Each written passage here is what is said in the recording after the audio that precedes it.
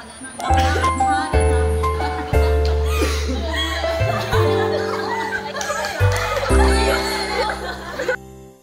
everyone, I am Jamela Chavez and today we are with Irish Claudia and Zenix Marine supported. And welcome to Welcome! So mamamangkot kita kay syempre manugtapos na ang aton nga subject nga MIL. And of course, dapat mala natin, di ba, kung may mga learnings din ang ating mga classmates. Ma-ask kita sa question sa ila kung ano din man bala ang mga benefits nga ilan na baton when it comes to learning sa MIL nga subject natin.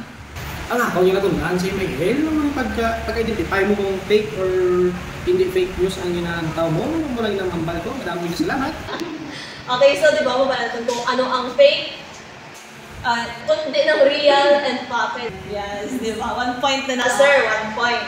Okay, and ano pa? So, nang mahambal ko nga isa ako sa tawag na literate individual. Kaya siyempre, tungkol sa MIL, nabalaan ko na kung paano ma-identify ganyan sa dalawa ni Alipol kung if ang source na is fake, tapos about man din siyempre sa mga consequence, kung ano mga dapat ang nakahabal nila na I think before you click. Ang sa ila is, ang sa pag-receive sa information, ang sa ako naman hinatundun is kung paano kita mag-tauman sa information sa ibang wherein if kabalo kita mag-identify kung ano ang tuwag information sa ito, dapat kita kabalaman kita nga ang aton dapat man i-share sa iban is tuod man.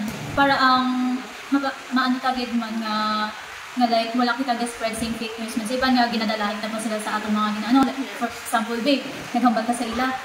Guys, nakita ko wala to nag-post amo ni nga wala klase. Tinagpati man sila nga wala klase. And then, namangkot na ng iban, di mo na nakita ang information. Ginambal sa ako ni amo na. So, dapat, ang ginashare mo man sa iban, factor man. And we learned sa mga ethical and unethical ways kung paano natin i-handle, di ba, when it comes to technology, di ba, sa mga media platforms natin. If i-compare ninyo ang inyong kaugalingon before sang MIL, after sang MIL, may pinagbago ay. So, siyempre, isang una, bata pa ko, hindi ako may knowledgeable din magamit sa cellphone.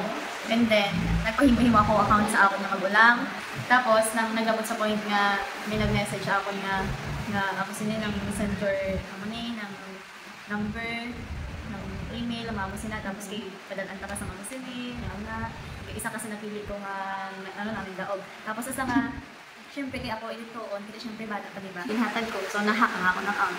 So, isang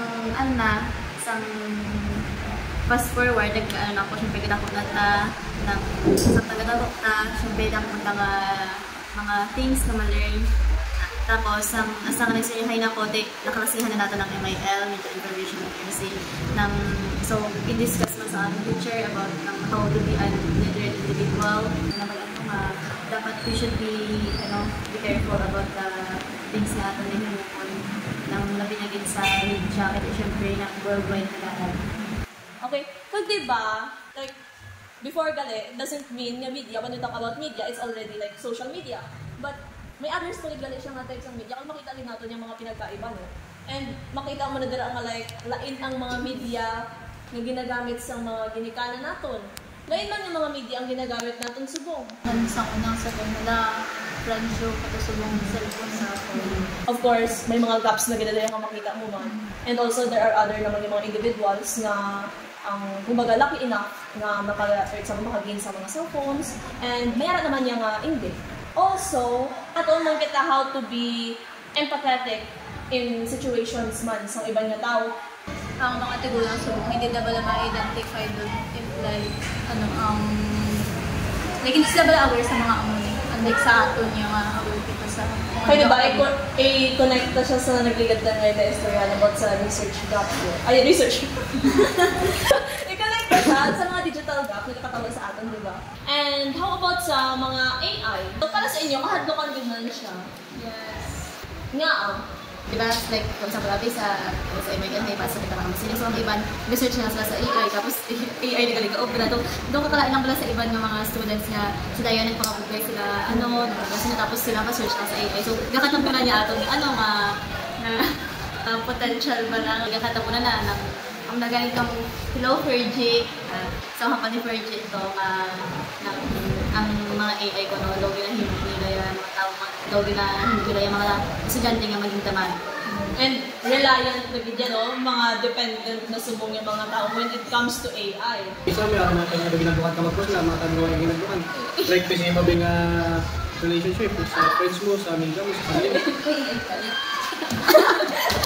Actually, ito ka-creepy siya, di ba? Paano makapis ang isa ka AI ang imong identity? Wala ka dabi ka tulo, ang first mo dabi. Pero ang yaman sa advantage, kasi syempre, diba sa muna lang sa pulo, ang kami picture sa lola mo. Tapos sa plotting ko na kay Gemini na ikaw ka ng lola mo, dalay para lang bigyan picture mo mga doon. Isa mapalipayaman ka na yung isa. Bueno, basta-basta lang post. Para maka-avoid, di ba, sa mga misunderstandings sa mga musina. And, inang all caps, di ba, magkaiba ang all caps nga haha sa all caps, isang haha na hindi all caps. Ako nagpagin na lang, inang malamay yung pinto pala sa uli. Yeah. Wala ako Oh, like, Sa mga tigulang, doon sanay ka na makita may tulgo pa sa mga punta pa kung makikita na ganito, makikita. di ba, subong, sa aton na situation, almost everyone sa aton nag-update sa mga social media. So, hindi na natutuloy sa kabalaan with kung sa diin ang i-check to, kung sa diin ang hindi. But, if you are a media and information literate individual, of course, you have the advantage how to know kung paano mabalaan kung diin diri ang insakto, kung diin diri ang hindi, and that is one of the benefits man nga ato na baton. Makabulig siya sa imo in approaching the new world where in everything is undergoing evolution, di ba? So, para na lang sa mga kabataan dira, ano ang inyong ang lesson o kung ang advice na mahatag niyo sa mga, you know, mga youngsters dira? Magpati-pati sa mga kakita nila sa mga FB or di pa ng mga site ng mga information like Y Classic. Ang mahabal ko lang is, important video ang MIL nga subject sa atin because gabulig din siya para sa atin maging aware sa when it comes sa media kung ano mga karatabot sa kung gain man that, and then it helps us become